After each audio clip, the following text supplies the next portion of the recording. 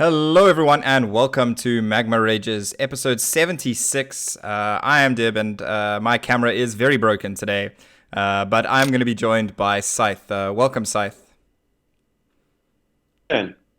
So, for those who might not know, Sythe is a very well-known player, I would say, in the local South African scene and African scene. I mean, you were our ESL Africa champion back when we had ESL Africa in 2017.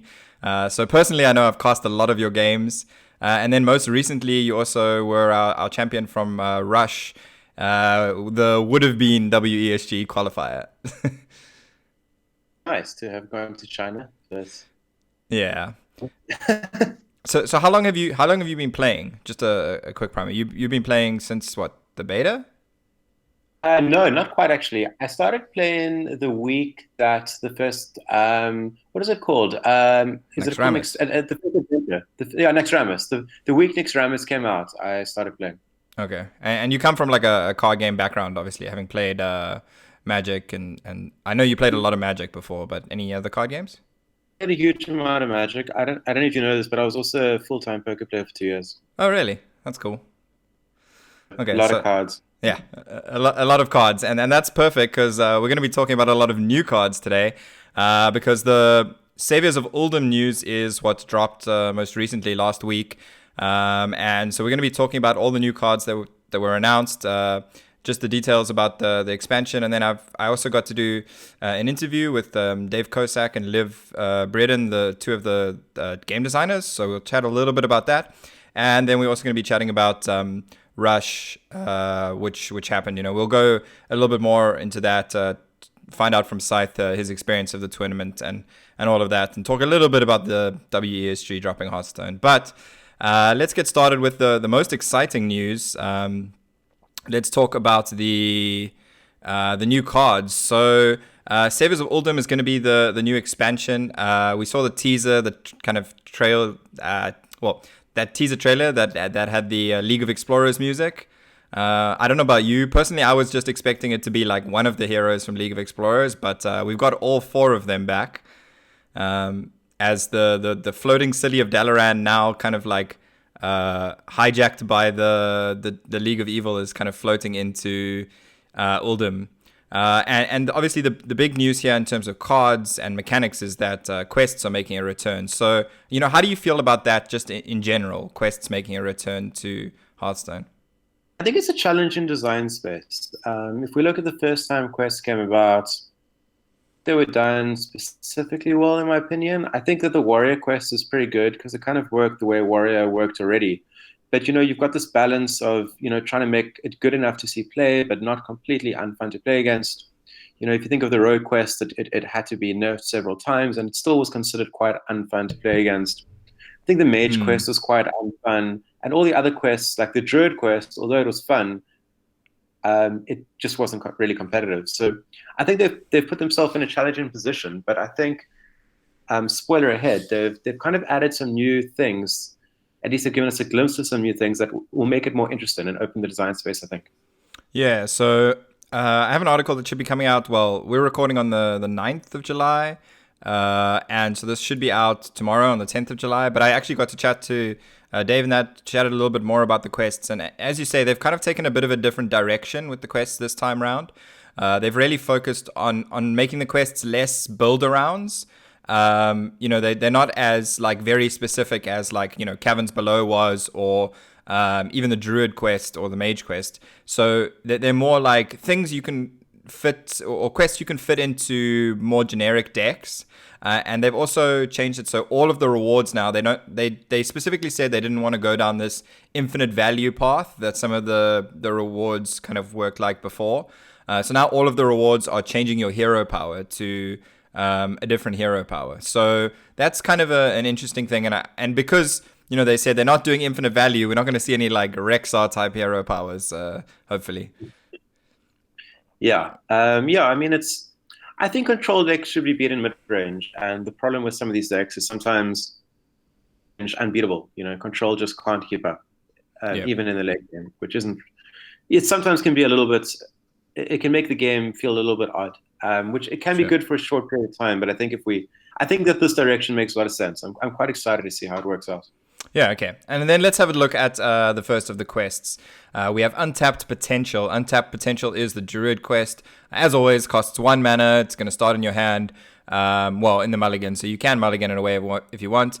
The quest is end 4 turns with any unspent mana, and the reward is the Assyrian Tear. The Assyrian Tear is a passive hero power that basically does the Fandral effect. So your choose one cards have both effects combined. So were you a big fan of Fandral? Yeah, Fandra was great.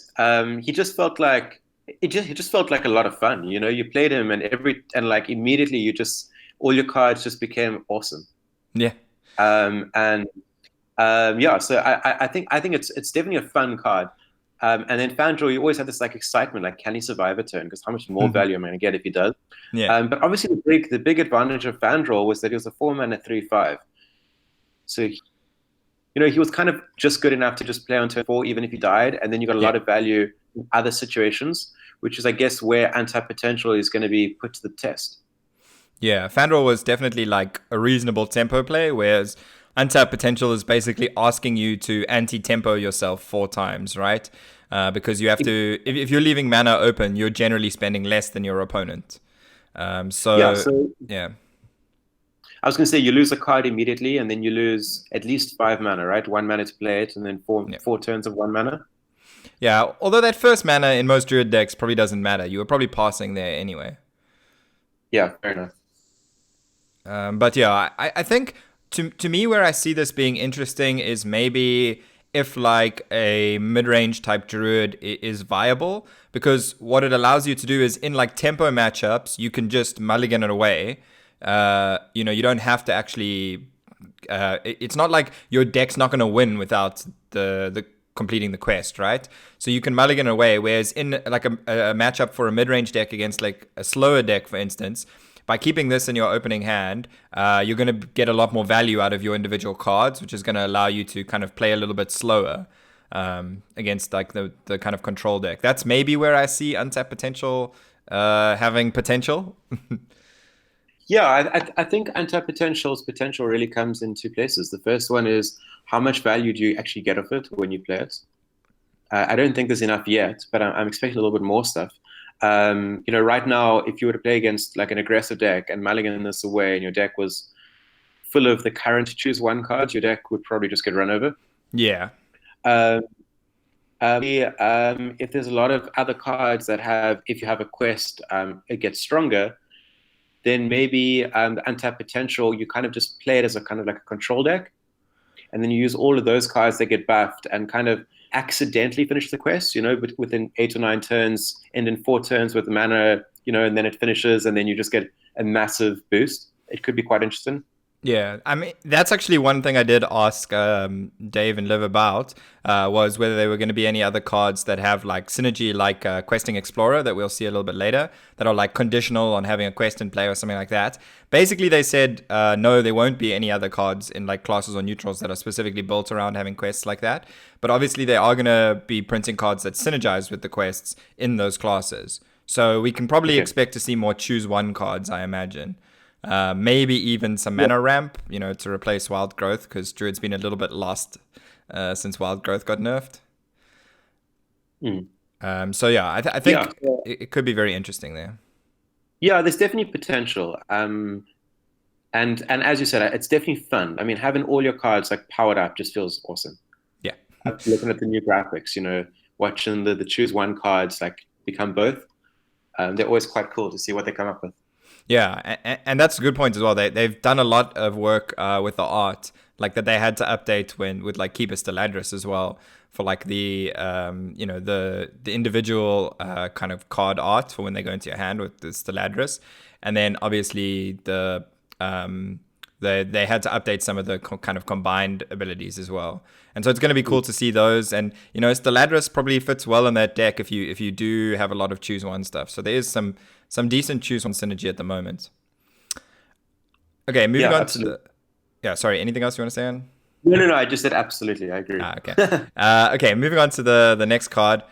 We have Supreme Archaeology. So this is the Warlock quest. It is draw 20 cards, and the reward is the Tome of Origination. Tome of Origination is a 2-mana hero power that draws a card and sets its cost to 0. So obviously, drawing cards, that's something you want to do anyway for your quest. Getting a 0 cost cards is very powerful, but the question is just going to be how much are you actually getting from that, right? I mean, it's on face value, it doesn't look very good, just because by the time you've drawn 20 cards, you don't have cards left in your deck. Also, you've probably got 10 mana by that point, so odds are you could cast everything you draw. Hmm. Be some sort of heavy combo to make it make sense. A Yeah. lot of cards, shuffle your hand back and draw that many cards, or something along those lines. I'm not exactly sure what, but it's difficult for me to to theorize what could make it playable. But at face value, I'm not very excited about it. Well, I mean, you talked about shuffling your hand and drawing cards back, and there is one card in Standard that does do that, and that's Plot Twist. So I think that's Yeah. the big synergy kind of that sticks out at the moment. And people have talked about, Plot Twist with Augmented Elec, where you shuffle in 2 copies of all the cards so that your deck gets, thicker in the process of completing this quest. So you actually do kind of have a lot more 0 cost cards to draw. But as you say, it is going to take you probably at least 20 turns, or at least close to 10 turns, sorry, to draw enough cards with Supreme Archaeology, unless you have like something very heavy cycle, or you hit like both Plot Twists or something like that. And then, it is questionable as to how good the 0 cost cards are. It's going to be difficult to make like a combo deck where you specifically draw like, Malygos or any kind of shenanigans like that for the combo as well. Yeah, for sure. It is difficult to understand how it's going to work in the current format, but yeah, I mean, drawing a card, making it cost naught very late in the game. You've got to play a bunch of cards that do very little early on in the game. So you kind of have to play like a control deck. It's difficult to see it working, but I've been surprised before, so I'm not going to state anything Hmm. factual, but Yeah, I yeah, mean, hesitant. 0 cost cards are extremely powerful, and I think that's pretty much all we can do is wait and see how it plays out. Exactly. Okay, next up we have the Shaman quest that was revealed via their Instagram account. Corrupt the Waters. Corrupt the Waters is a quest that requires you to play 6 Battlecry cards. And the reward is Heart of Virnal. I'm hoping I'm pronouncing that correctly. It's a 2-mana hero power that causes your battle cries to trigger twice this turn. So the kind of Bran effect, essentially. It's I don't want to sound negative, but I'm struggling to see the value in it because it's a bit slow, right? You got to play it. Play it. I mean, it's not difficult to get a lot of battle cry cards into a shaman deck, right? Like you should be able to finish it. Yeah, I mean, there's already like, the mid-range slash good shaman slash mutate shaman that plays like Shadowwalk and stuff like questing. Stuff like Giggling Inventor and Former Champ and all that kind of stuff. So it's very easy to make a deck that's going to complete the quest. I agree. I guess maybe the shaman decks can usually be built to beat creature decks, and then maybe with the extra effect, you'd be able to beat control decks as well. Perhaps. I could see it working. Yeah, I could see something here. To be honest, actually this is the first time I've seen the card, so I'm kind of theorizing as we go here.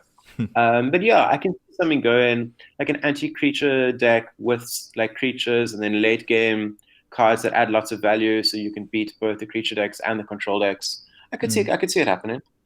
Yeah, I mean, obviously the big thing that sticks out is the Heart of Vinal costs 2 mana, so that means that you can't combo it with Shadowwalk at least in that turn. Um, and obviously there's some anti-synergy with like Hagatha, the hero card. Obviously you can kind of use Heart of Vernal and then cast Hagatha for like a 6 damage clear, but I'm not sure which one you actually want in the late game as well. And I can still see the decks kind of playing both though. Play both. I mean, there's no question about it. It's just so strong. You could never not. I mean, I can't imagine not playing Hagatha. But yeah, and then obviously I know we haven't got it yet, but Quest and Explorer obviously just really works very well with this card. Yeah, it definitely does. So I think there's definitely some potential here. This is the hardest kind of quest. I think this is probably the hardest of the ones to analyze because it's really difficult to know how good the reward is, right? It is. It's you feel like maybe it doesn't do enough against like other mid-range decks, but also if the game goes late, I mean, it's gonna be pretty hectic. We got it. I guess I'm kind of intrigued to see Man or Battlecry cards come into the game, just to see, what sort of crazy effects we can get. Yeah, it's interesting to me. One of the other things I spoke to the devs about was, you remember they came up with that Designers Insights or Designer Insights post about class identity recently, when they announced the Hall of Fame changes and the new cards. And one of the things they spoke about in Shaman was generating cards was supposed to be like a limitation or weakness of Shaman. And I feel like with this quest as well, that's probably going to be good at generating cards because those are the battle cries you want, right? Like your menacing nimbuses or those kind of things where you actually generate more cards at the same time. That's definitely true. It does seem to do that. And I mean, what's that card it's like a 1/1 and it gives you a 5/5 when it comes into play? That's the former champ, the 5 mana 1/1. Yeah, that gives you the 5/5. Something like him. I mean, he feels pretty good. On turn 5, he's like a decent body. You can usually do something with a 1/1 with evolution tricks. Yeah, And to get 2/5/5, it could be quite a bit of pressure. yeah. Or even just with Giggling Inventor. I mean, getting 2 sets of Annoyatrons is very, very annoying too. That could be. I mean, if you're playing against rangy creature deck, I guess something like the anti potential deck, 4 guys will really put a bit of brakes on the game. Yeah. Again, might be a little bit slow, and against control decks, and might not do enough because it's just going to get brawled away or whatever. But yeah, I could see the value for sure. Yeah. Definitely some potential there. But the next card we're going to chat about is Questing Explorer. You mentioned it a little bit there. So Questing Explorer is a 2 mana 2/3 with Battle Cry. If you control a quest, draw a card. So obviously immediate synergy with that Shaman quest because it helps you tick up your quest and it gets you a card to make up for having to have played that quest on one, right? This is the most exciting card in the set. I mean, I just love cards that are, in Magic days, we used to call it bear, like a 2 mana, 2 power minion. It itself, it gives you a card back. I love cards like this. To me, they're the bread and butter of decks. They make decks, they come down early, they have an effect in the game, but they don't cost you anything. Yeah. Why you won the game. You will never say, I won because of Quest and Explorer. However, it often is the reason you won. Yeah, I think, I mean, one of the things the devs mentioned as well with this was that this is kind of a card that can go into like every quest deck. And I mean, you can kind of see why, right? If you think about the mulligan for every quest deck, you're guaranteed to have the quest. And then the thing you really want after that is Questing Explorer. Almost every deck wants to play Questing Explorer on 2, I imagine, after they play the quest on 1. Because I mean, it'll be fun to see how Druid players play it because the quest in turn 3, or they're going to be stuck a bit. But I imagine the Druid will still want to go turn to Quest and Explorer and then find the 4 mana, see how it works out for them. Yeah. I think the Druid one's going to be quite interesting because I think it's definitely going to vary depending on matchups as to like how soon you need that reward.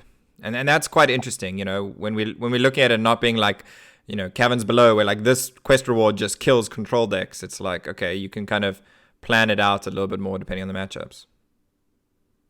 I really like about the Druid quest is that it's a real skill tester. I think that every turn you're going to have quite serious decision making to make. Yeah. And be rewarded for it in like turns later. So it'll be quite interesting to see if this card makes a bigger difference between the top players in the world with the yeah. Okay, so moving on to the next card we have Restless Mummy. So Restless Mummy is a 4 mana 3/2 with Rush and Reborn. It's a warrior common minion. So this is one of the other new mechanic I suppose the only new mechanic that was actually announced so far, Reborn. So basically, the way Reborn works is that when the minion dies, it comes back to life with 1 health. So very much the same as like how Redemption, the secret works, basically. So what do For you think sure. of Reborn first, kind of just conceptually? That originally when I heard about Reborn, I didn't really like it because I thought, oh, I'm just going to play a minion, they're going to kill it, and they're going to attack with the 1/1, and it's not going to be that great. The rush mechanic, I suddenly thought, if you add rush, you add divine shield and taunt, card, you give it a good death rattle effect. So I think if there's ever just a minion with just Reborn, it probably will be a bit pointless. But if you add death rattle effects, rush effects, divine Mm. shield plus taunt effects, suddenly it gets very, very interesting. Yeah, and I mean, Restless Mummy, I mean, we've seen Militia Commander be very popular in warrior decks. Pretty much every warrior deck playing it because, Town Crier helps you fetch that. And I think that's kind of the slot that Restless Mummy is kind of competing for. Instead of getting one kind of 5/5 rush that might survive and leave you like a 2/3 or 2/2 body, now we're getting a 3/2 that if you're just killing one thing, for 3 damage, it's going to give you back a 3/1. Or because that second mummy has rush as well, you can actually kill two targets. So to me, that seems like a very powerful effect, especially for like control warriors, where you don't really care about the minion being on board, right? Yeah, I mean, to me, like on face value, the Restless Mummy looks better than the Commander, and the Commander is excellent. Yeah. So I think that's quite a lot. And Yeah. it's like your mid-rangey deck, if your opponent goes 3/2 and 3 for a 3/3, and you just go Restless Mummy and kill them both. Yep. Yeah, it's definitely good card advantage in that way, which is why to me it especially sticks out for control decks, seeming maybe a little bit better there than some of the other And it's rush options. just as card advantage, but you could also use it as a tempo advantage, using 4 mana to kill a 5 or 6 mana minion if you attack the same minion twice. Yep, sure, that's true. Um, okay, so the other thing to mention on Reborn is it seems like from speaking to the devs, one of the the Reborn classes are going to be a little bit more heavily skewed towards Priest and Paladin, which was interesting to find. But so they're going to have some more specific synergies, let's say, with Reborn. But it isn't like Twin Spell, even though it actually looks a little bit like Twin Spell for minions in the way it works. Yeah. But it's not like that in that it's not restricted to any particular classes, so it can show up in every class. I got a question for you. How much mana would you pay for a 1/2 shield taunt? A 1/2 Divine Shield Taunt. Sorry, you cut off a bit there. How would you pay for a 1/2 with Divine Shield Taunt Reborn? Uh, I It's don't. like It's somewhere between 2 and 3 mana, basically, right? Because I think at 2 mana it would be like quite the speed bump. yeah, I mean at 3 mana, it's still quite easy to value trade into a lot of the time, right? Like I suppose it takes 4 attacks, so if you look at it as taking 4 attacks to kill, it's in a way similar to what Giggling Inventor used to do, where it would take 4 attacks, and I mean that's at 5 mana, so maybe even 4 mana would be not unreasonable for that. Yeah, it seems pretty strong to me. And if you switch it from a 1/2 to a 2/1, I think it gets even stronger. Yeah.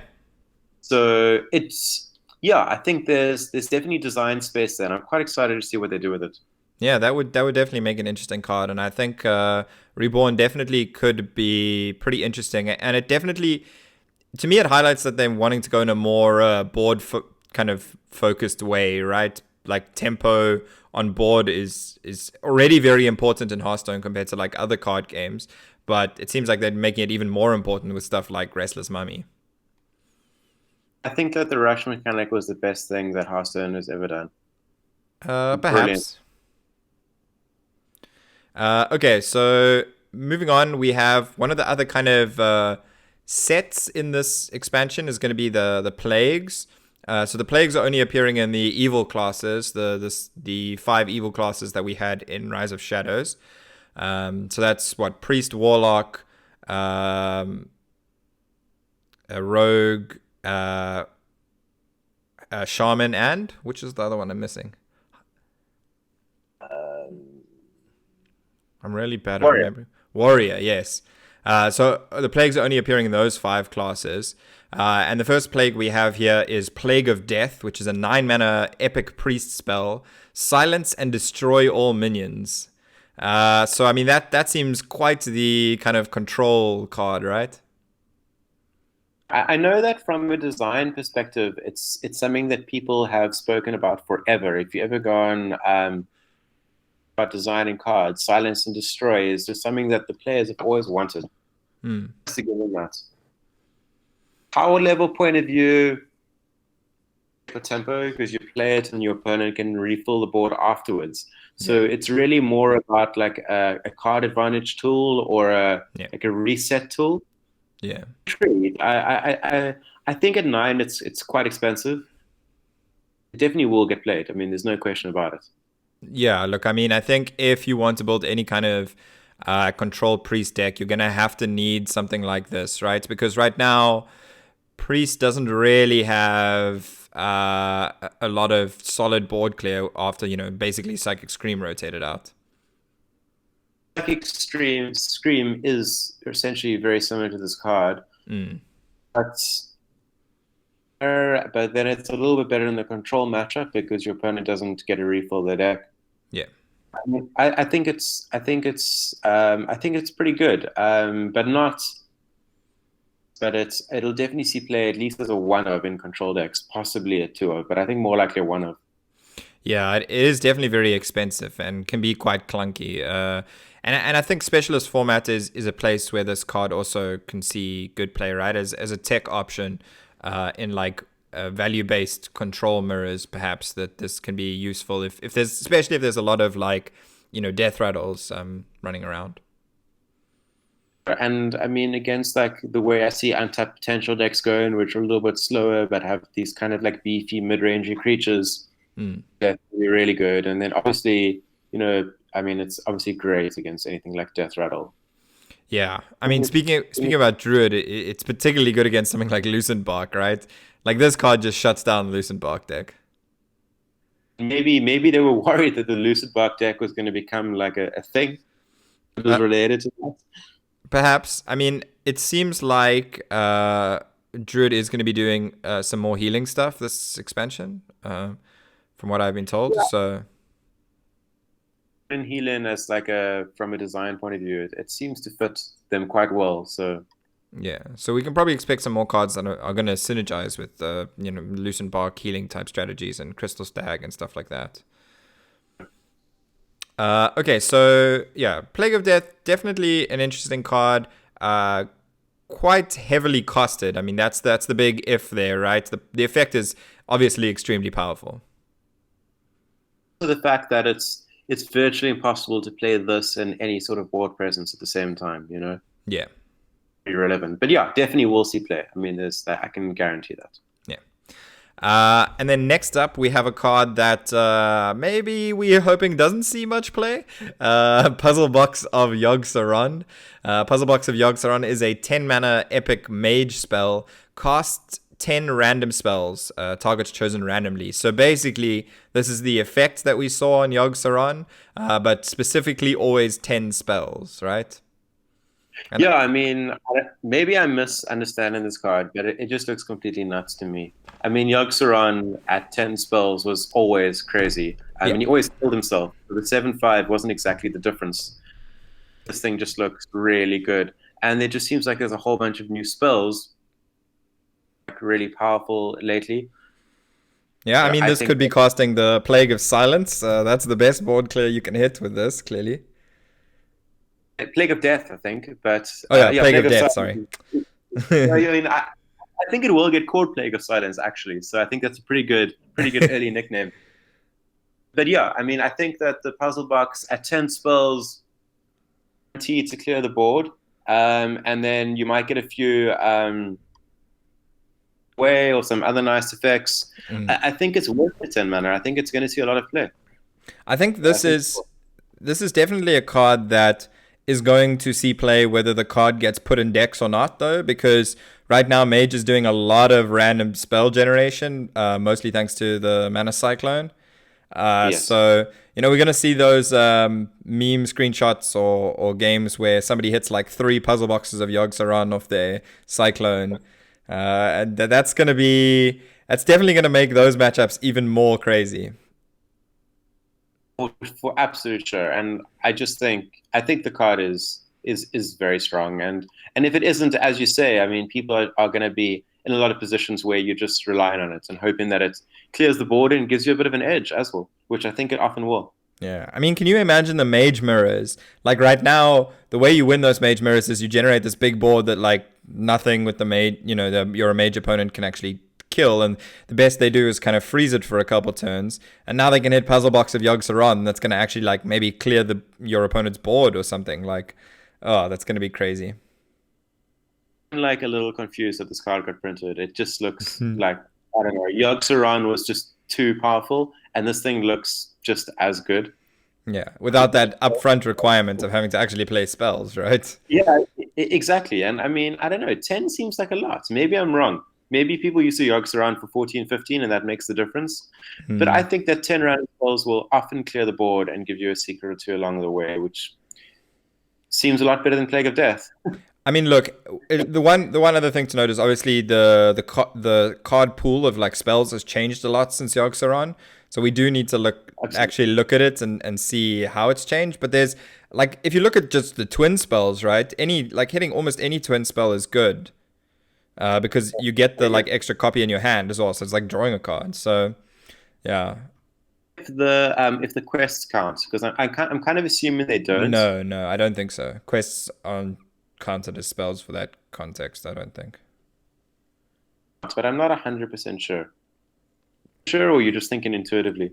No, I'm not sure. I'm just assuming based on like remember Primordial Glyph and stuff like that could never give you the quests. Like they've had these kind of random spell generating things before, and they've never been able to give quests. So that's my assumption, based on that. I think, and yeah, that obviously makes it stronger because you don't want quests that your deck's not built for. Yeah, definitely. Okay, so moving on to the next card, we have Evil Totem. So lackeys are back again, and lackey generators.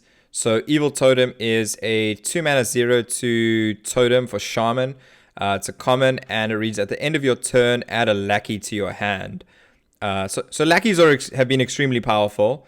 Any class that's been able to make good use of the lackeys has at least profited a lot from them. And we've seen Shaman has the I entirely forget the thing's name now, but the Murloc, the 1-mana 2/1 Murloc, and Rogue obviously just has done a lot of stuff with lackeys. So do you think Evil Totem is going to be good enough to kind of push more lackey synergy or more, to make lackeys more prevalent in Shaman? I mean, look, I love lackeys. I think lackeys are a lot of fun, and they're like a bit of a skill game as well, because even though they're a bit random, you often have to choose when you play them and how you play them. And I love Evil Totem. I love Primal Fin Totem. I love cards that give you incremental advantage for low mana cost that kind of early in a way that your opponent has to plan into. It can punish control decks. Yeah. Quest decks, it changes the game a bit. And, if you play it and it dies immediately, it's not really that bad. You get a lackey for 2 mana and you save a bit of damage that would have gone elsewhere. I like it. I hope it sees play.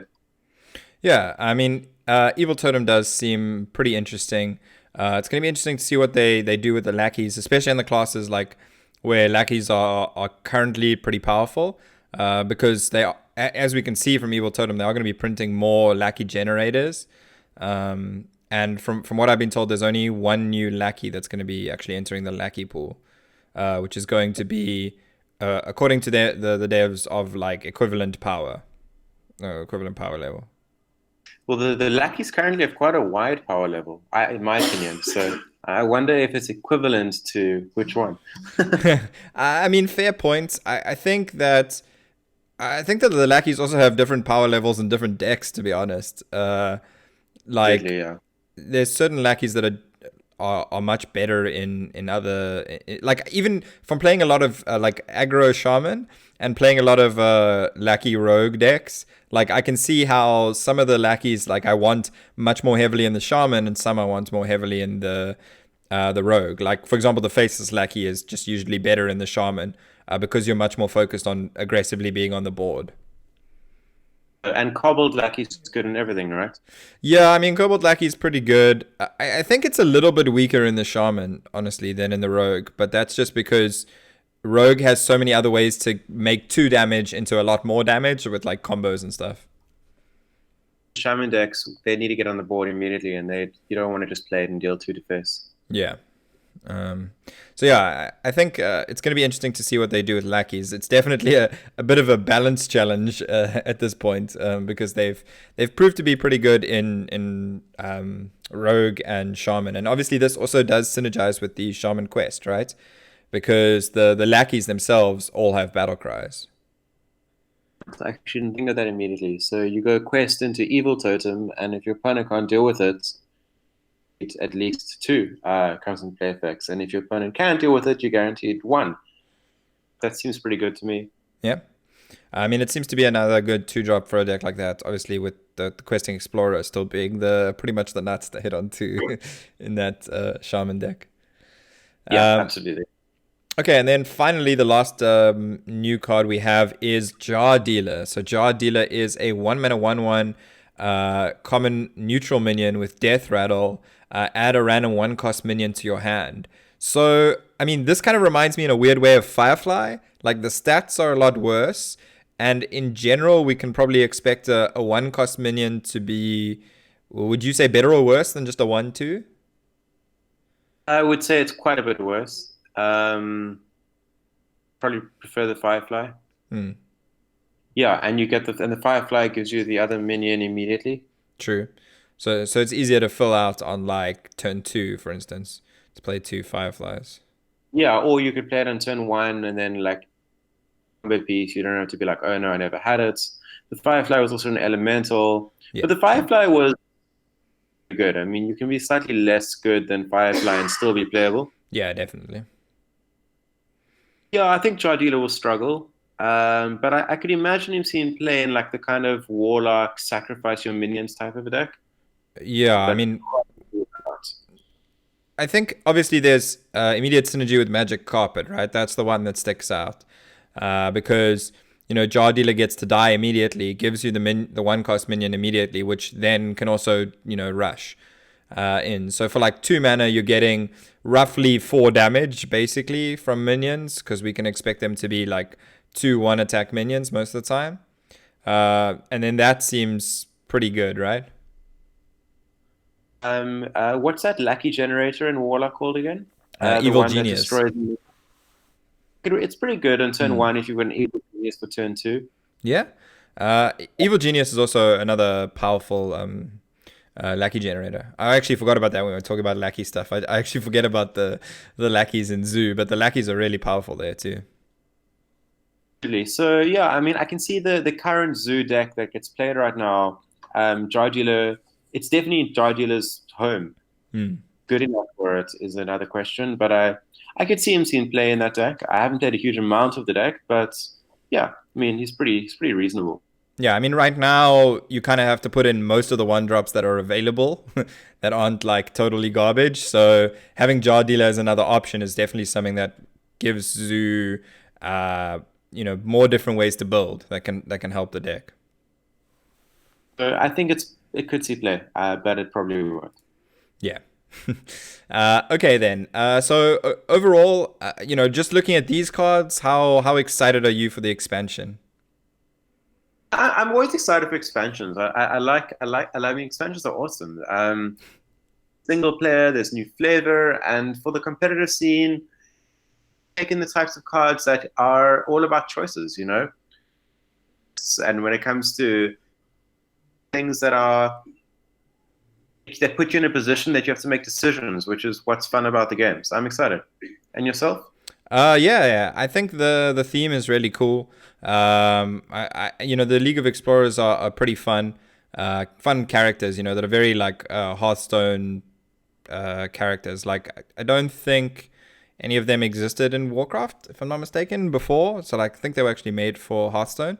Um, I I think know. maybe branded. Oh no, branded definitely, but the other three didn't. But anyway, my point is that from a theme perspective, I think it's really fun, and I think they did a pretty good job with Rise of Shadows as well, with the expansion itself and with kind of keeping the content up to date in terms of like balance patches. We saw the events, and I think we can kind of expect that to continue in Saviors of Uldum. So if they keep that kind of cadence up for spicing up the game, then I think that's going to help a lot as well.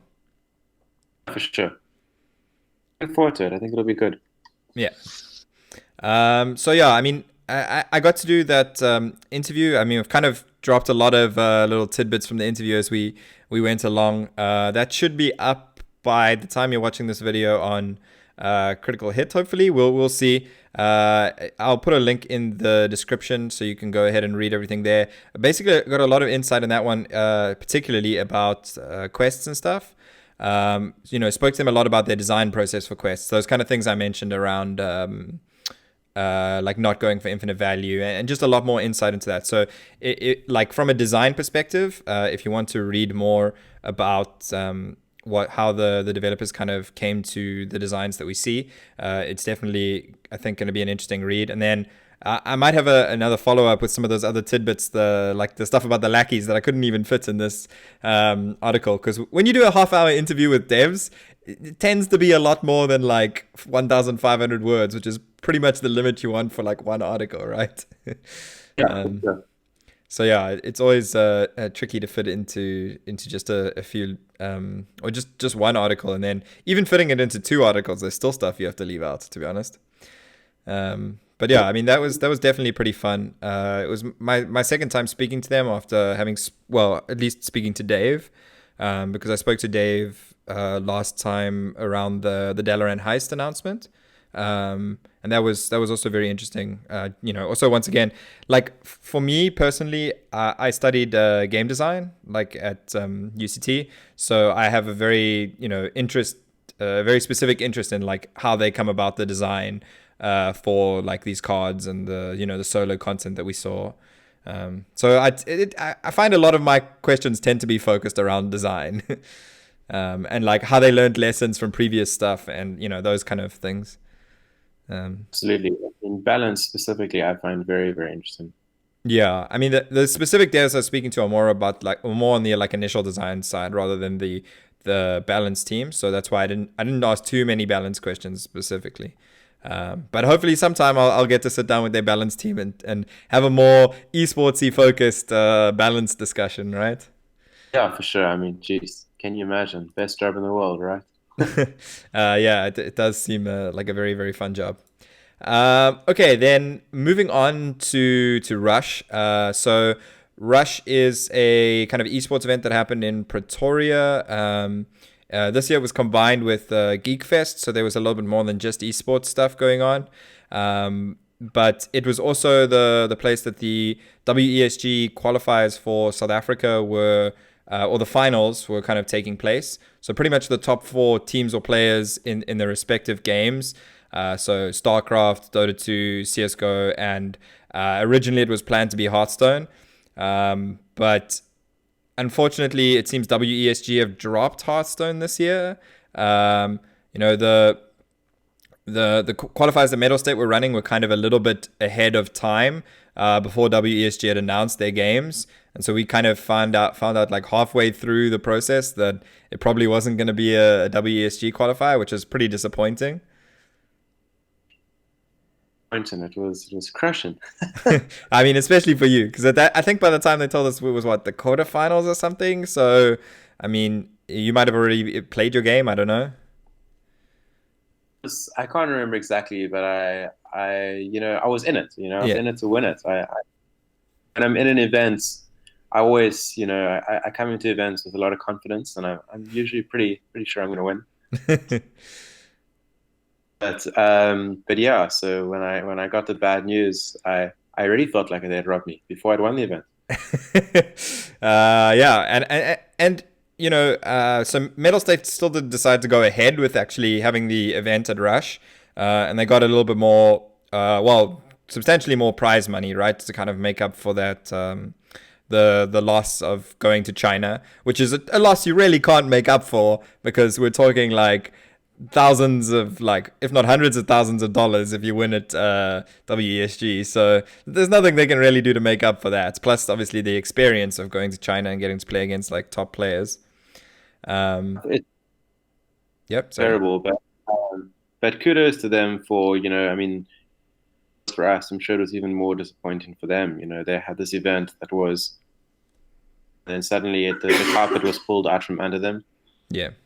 Managed to find a bit of cash to still make it worthwhile. So, Yeah. for together. And you being kind of the only one in the top four at that point that actually had to kind of travel, out of the province where it was hosted. It definitely was, important that you could at least make sure that if you won, it wasn't going to be like, a financial loss having to travel to the event. And you did actually manage to walk away with the win and some money in your pocket, which is definitely going to be at least a profit. But I don't think the money is exactly purely what you were going there for, right? I mean, I know you like competing, as you say, and you definitely want to always win. I like big competitions, and I like competitions where everyone's very invested. Hmm. That's the reason why I went. The other reason why I went is announcement, where it was really, really official, was only really on the Friday before the Hmm. event. I was sitting there during the week thinking, what if they don't announce it? And I choose not to go, and suddenly, Hearthstone's in WSG. So Yeah. yeah, it was a difficult point, but in the end, I went, and I had a rad time. I mean, the stage was awesome, and the event was awesome, and the people were awesome, and I love Geek Fest. I love looking at cosplay. So I had a really rad time, and the event, paid for itself with a little bit of extra profit. Um, so yeah, it was. I had a great time. Yeah. So I mean, how did it kind of feel like? Because the stage was the same that was used for the Dota and the CS:GO, right? Yeah. So I mean, the like that was a pretty, was it fun being on like a stage? Because I mean, even for like ESL Africa, we weren't on like a stage per se. We were kind of like in a pseudo tavern thing. It wasn't the same vibe where you had like stands of people watching you, right? Was the attendance pretty Yeah, good for Hearthstone? Like, what was that like? yeah. I mean, look, I mean, I'm completely egotistical, so I love being watched. And yeah, I thought it was rad. As for the audience, look, it's difficult to tell how many people really care about it. People were sitting watching the Dota, and then the Hearthstone started, and they never left. So Mm, the stands were full. It's difficult to tell how many people were interested, but there were, when I sat and watched Pandemonium's game, I definitely felt like people, even if they weren't, hardcore Hearthstone enthusiasts, they were definitely intrigued. There were Dota players who had kind of dabbled a bit, a year ago, and were kind yeah, of keen to see what the game looked like these days. yeah. I mean, So yeah, I felt the vibe was rad. yeah, Hearthstone's definitely one of those games that I think a lot of people have played as their like second or third game or whatever, like a game they play on the side. So it is good to be able to reach those people and kind of remind them that Hearthstone is still a thing, and there is still like Hearthstone esports is a serious thing because that's something that we can sometimes struggle to be taken as seriously as some of the other esports. So it's good for Hearthstone to kind of be on that stage, and yeah. And as you mentioned, Panamonia was also playing. Unfortunately, he lost in the semi-final, so he didn't manage to play against you in the final. But he did end up doing quite a lot of casting at the event as well. Yeah, I think he had a good time. I'm sure he was disappointed to lose, especially because I think he felt like he had a good matchup and he ended up losing it. But yeah, he seemed to have a good time. He did a bit of casting, which I think he really enjoys, and he did a really good Yeah, job. I thought that the casting, the two guests in the casting, Panda and Vivid, were really really excellent, and of course, sorry, Salty Monkey. Salty Monkey is always very good. yeah, yeah. So yeah, I thought it was a good time. Yeah, I mean it's definitely good to get more Hearthstone events cost. I think even for the local tournaments that run here, we don't really actually get that many of them cost, and honestly, that's partly my fault as well, because there's not that many Hearthstone casters around, to be honest. And I mean, like I really should be kind of casting a lot more of the events, but uh, you know, it's difficult trying to run like stream and YouTube and like all my own things as well, and then try and find time to cast these events. But hopefully, if there's a demand for seeing more of this, then people can always let me know, and then we can kind of get on. We can chat to the players and see when we can actually organize, because there are other events going on, like the Metal State Open and Pro series, that kind of is like a month-long league thing that happens every month, which I think is going to be kicking off again soon. Took a bit of a break whilst the WESG stuff was happening. But yeah, I mean that's kind of the main thing that I can think of that's happening in the foreseeable future for local Hearthstone. Yeah, it's interesting to it's kind of an effect that the Grandmasters, I guess, have had, is that every weekend there's quite a bit of competition in terms of viewing options. Yeah. So it would be interesting to see if the local people would rather watch local Hearthstone, people they know, in a scene they understand, or the best players in the world. Mm. It's always a difficult option. Yeah, I think it can be a very different audience as well. Like, getting people that want to watch local esports rather than just are there for Hearthstone purely as well. Maybe that's a different angle we can take as well. Making it more of Yeah. like a, let's say, a noob friendly, or more of like a stream that's a little bit more educational about the concepts for players that are, people that aren't as invested in Hearthstone right now, whereas like the people watching GM probably would be more invested. Yeah, absolutely. I think that there's definitely a market there. We just need to work out how to sell it. Hmm. Yeah, definitely interesting. So, I mean, we weren't really planning on talking about uh, GM, but actually, since you bring it up, I'm interested to see, or interested to ask you kind of what you've been feeling about the GM process. The structure, at least. Sorry, and like I don't know if you've been watching a lot of the GM matches.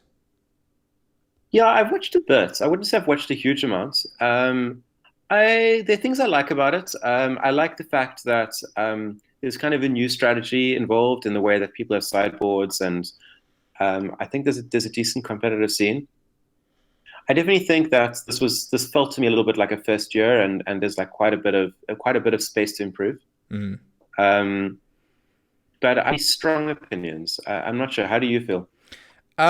I think there's a lot of things that the community is pretty upset about for GM. I feel like one of the biggest issues is the barrier to entry issue still, right? It's very hard to get into GM because they wanted to build all these storylines around these players. It means that a lot of the players don't have that much incentive, it feels like a lot of the time. Like once you know you're definitely not making playoffs, you have very little incentive to play your games even. Like, so we see people not bringing optimal decks or not even playing optimally a lot of the time, which isn't a great look for what's supposed to be, the top tier Hearthstone. And then the other Yeah. problem is just like players making a breakthrough into GM.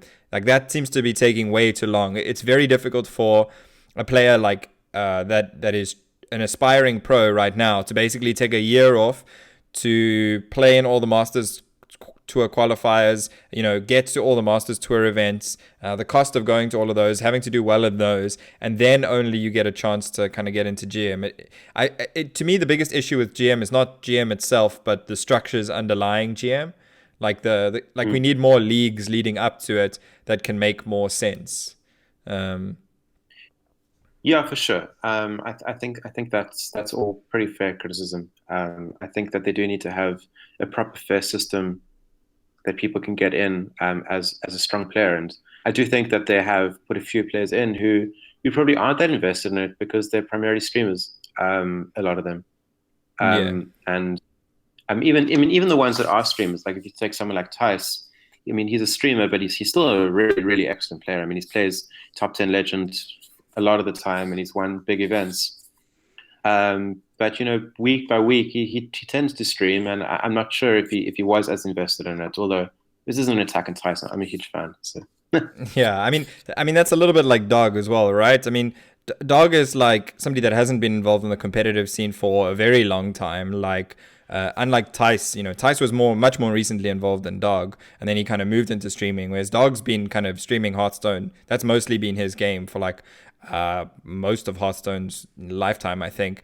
And I mean, even he like spoke in an interview after the GM stuff started, saying that like he almost turned it down because he'd rather be streaming, right?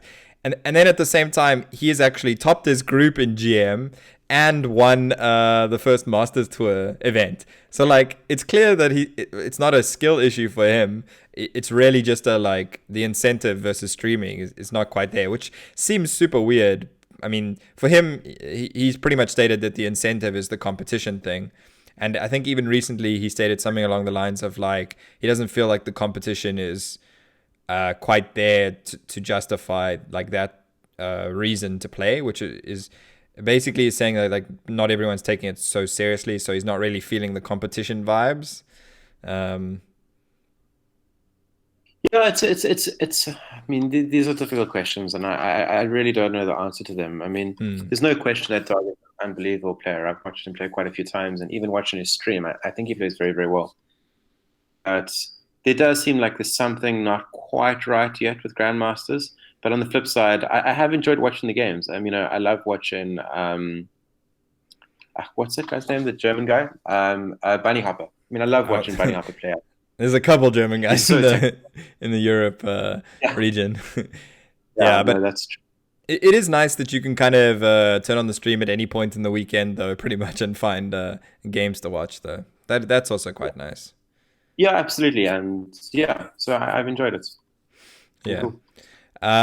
Okay, so then getting back to the local stuff and Rush, is there anything else you want to kind of add on your experience of Rush? Or, I mean, you brought pretty interesting decks. You brought, what was it, Mechathun Warrior, Pogo Rogue, and you're going to have to help me with the other two because I don't remember offhand. I played Stone Age and I played Spell Mage. Messenger.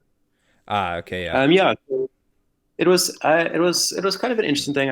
We weren't given a huge amount of time to test. I think we were only given about when they announced the format. I think we were given maybe 3 or 4 days. I mean, I could be wrong. And at the time, I was playing a lot of Mech Hunter and a lot of Spell Mage, so I knew those decks very, very well.